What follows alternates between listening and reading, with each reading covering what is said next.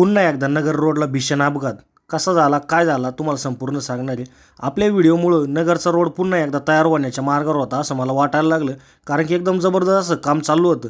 म्हणजे फक्त थिगडीच बुजवायचे काम चालू होते, बाकी काय मनावर कोणी घेणार नाही आपली माहिती. आपल्या संघ झाला असं धुळीतून निघलो फुफट्यात अडकलो. अरे काय नशीब यार म्हटलं, असं कुठं असतं का.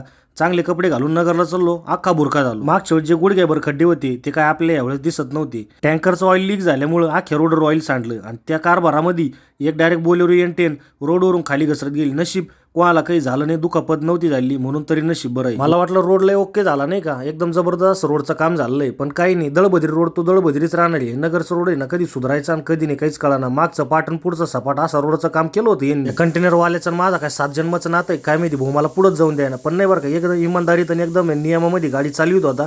इंडिकेटर वगैरे देऊन साईडला हात वगैरे करून तो आहे ना, यार बापा खड्डे अर या खड्ड्यांपैच कोणतरी ना वाकडा होणार नाही, तर हॉस्पिटलमध्ये तरी जाणार. नेवासा ते घोडेगाव फक्त इथपर्यंतच रोड चांगला झाला, पण पांढरी पुलापासून तो जो पुढचा रोड आहे तो अजून जसा आहे तसा, म्हणजे मागचा पाठ पुढचं सपाट दे दणका. या बघा अजून आहे तसाच रोड आहे, रोडचं काही काम पूर्ण झालेलं नाही. परत एकदा कोणतरी ना कमेंट खतरनाक करा. नितीन गडकरीपर्यंत ही व्हिडिओ जाऊ द्या. मी चाललो माझ्या घरी, तुम्ही जा तुमच्या घरी आणि रोड निदामान चालू.